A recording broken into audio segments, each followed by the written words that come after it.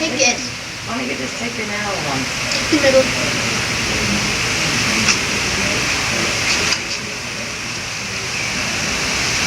Go this way then.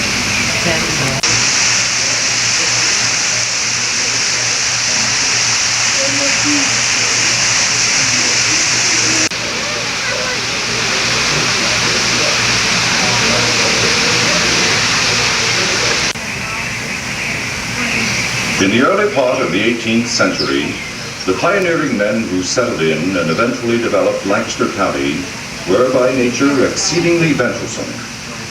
One such a man was Daniel Boone. Born just north of Lancaster County in 1734, Daniel Boone spent most of his teen years exploring, hunting, and trapping in the south central Pennsylvania territory.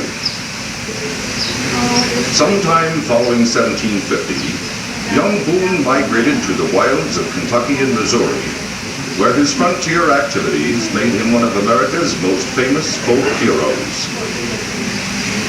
The long rifle Boone carried with him served him well. So well, in fact, that many refer to this type of long gun today as a Kentucky rifle, despite the fact that it originated here in Lancaster County in 1719. The Boone homestead still stands today, a short drive north of Lancaster. It is a Pennsylvania monument and museum to this famous Pennsylvania-born frontiersman.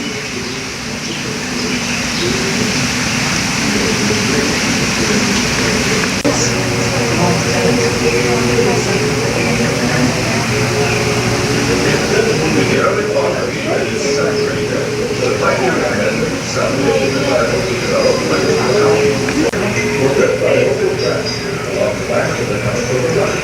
And they were known as Lancaster tracks.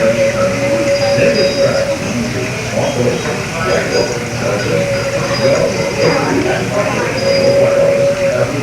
silver wagons were the forerunners of the prairie schooners, which were the main source of transportation during the Great Migration westward, as America pushed her frontiers toward the Pacific Ocean.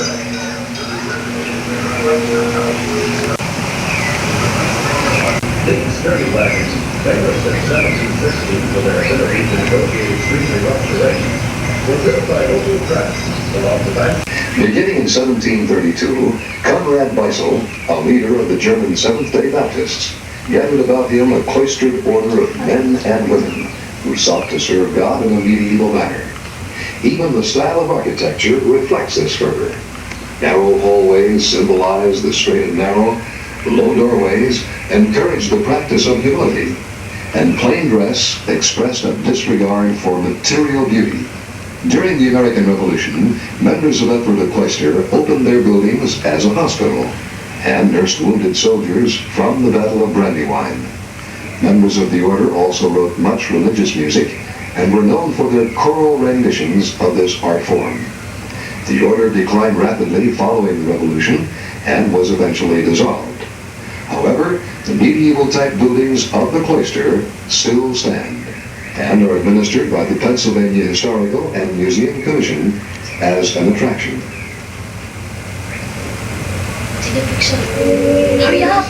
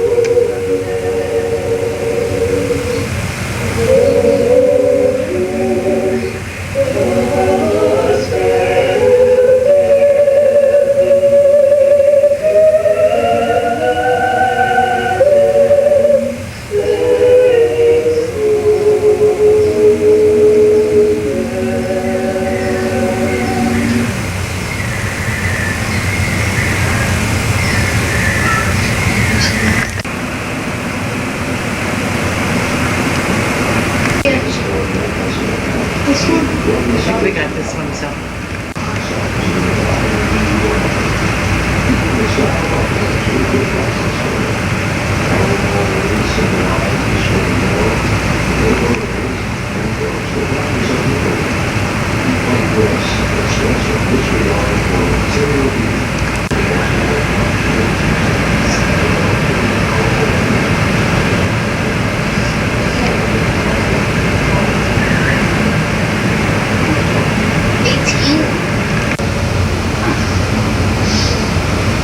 Like the show? Oh. There's a lot more here, you know, you're just about halfway through. And that finale. You're just not gonna believe. No. I didn't believe it, and I helped build it.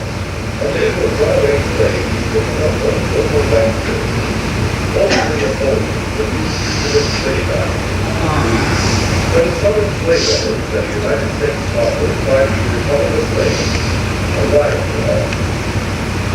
You still here? You're trying to figure out if I'm alive. Man, I just don't work too hard, that's all.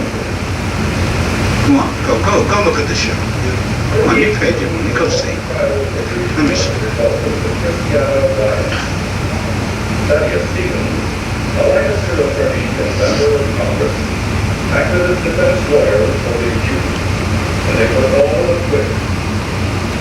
Old Pat Stevens was one of the most important leaders of the Republican Party during the Civil War. He was strongly opposed to slavery. In Lancaster County, which many call the first encounter of the Civil War. That year, in the village of Christiana, a group of runaway slaves, with the help of local white citizens, openly opposed the new Fugitive Slave Act. When Southern slave owners and a United States marshal tried to recover the slaves, a riot developed. One slave owner was killed, his body was mutilated, and his son and several other persons were wounded. 38 persons were brought to trial for treason as a result of the Christiana riot. Thaddeus Stevens, a Lancaster attorney and member of Congress, acted as defense lawyer for the accused, and they were all acquitted. Old Pat Stevens was one of the most important leaders of the Republican Party during the Civil War. He was strongly opposed to slavery, and largely responsible for the pressure that forced President Lincoln to make abolition of slavery a major Civil War issue. In addition to his political activities, Thaddeus Stevens was keenly interested in education, and because of this, has been called the father of the public school system. On February 22nd, 1861, as he and Mrs. Lincoln were on the way to Washington for his inauguration. He was to succeed Lancaster's James Buchanan, who was retiring from the office, embittered by the harsh turn of pre-Civil War events. Lincoln appeared on the observation platform and spoke to the assembly. Ladies and gentlemen of old Lancaster, I appear not to make a speech. I have not come to make a speech at length, and not strength to make them on every occasion, and worse than all, I have none to make. I have come before you to see and be seen, and as regards to the ladies, I have the best of the bargain, but as to the gentlemen, I cannot say as much. There is plenty of matter to speak about in these times. It is well known that the more a man speaks, the less he is understood. The more he says one thing, the more his adversaries contend he meant something else. I shall soon have the occasion to speak officially, and then I will endeavor to put my thoughts as plain as I can express myself, true to the Constitution and Union of all the states, and to the perpetual liberty of all the people. Until I so speak, there is no need to enter upon details. In conclusion, I greet you most heartily and give you an affection. Lincoln never returned to Lancaster alive. The funeral train bearing his body following his assassination paused at the same depot on April 22nd, 1865 at 1 a.m.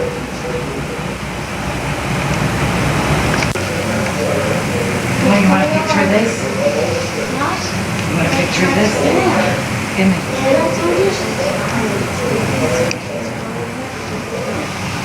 Very good. This one.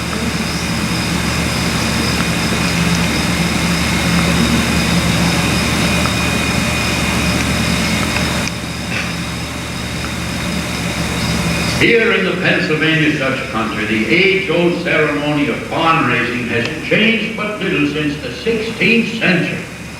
This is an event that demonstrates the Amishman's deep belief that he is his brother's keeper.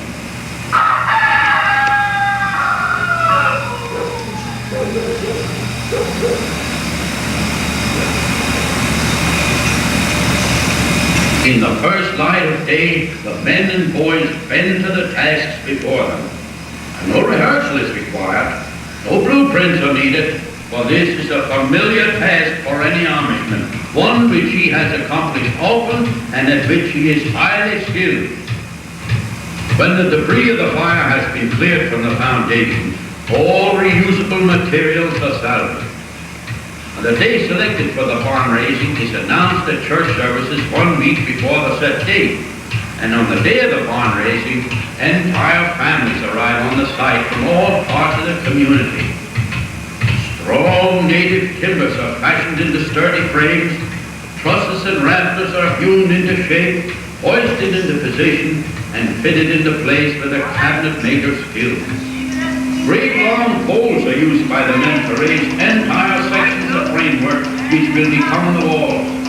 Gradually, the new barn begins to take shape on the side.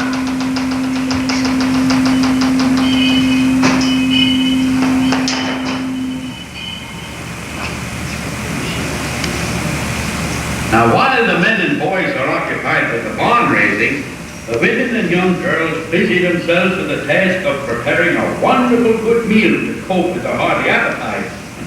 Foods which have been brought from the homes are made ready for the feast. Plump chickens simmer in the kettles, fragrant country smoked hams and fat country sausages are placed on the tables. Great bowls of vegetables and chow and corn relish, pickles, golden homemade dumplings, snowy mashed potatoes and tureens of brown gravies lend magic to the scene. The very air is filled with the yeasty aroma of homemade bread, still warm from the morning ovens. And last of all, there are the wonderful spice cakes, Dutch cookies, and the ever-present shoe-fly pies to top off the meal. Now when the midday meal is over, the women set about readying off the tables and washing up the dishes. The men and boys return to the task of completing the barn. Siding is nailed to the stout framework, which moments before was secured into place, large section by large section. Then split shingles are tied into bundles and carried to the roof on the strong shoulders of the men and then nailed down in a precise manner. Thus, the new barn is now weather-tight.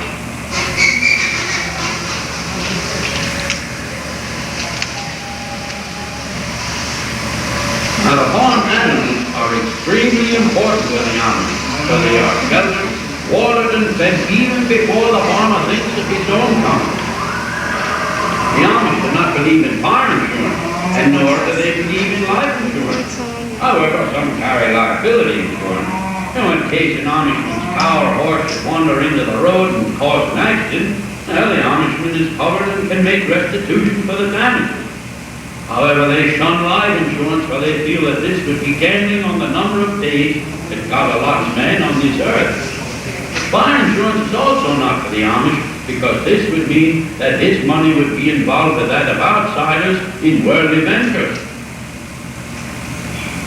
As the setting sun signals the end of a long day's work, each family climbs into its own buggy with a deep feeling of satisfaction. Satisfaction of having helped a brother in his hour of need. The newborn now stands proud and tall where 10 hours before there was ashes and charred timber. No one is paid for his work. No pay is expected. Each is given freely of his labor and his time. He knows that when he arrives, he too will receive a full measure of what has been given this day.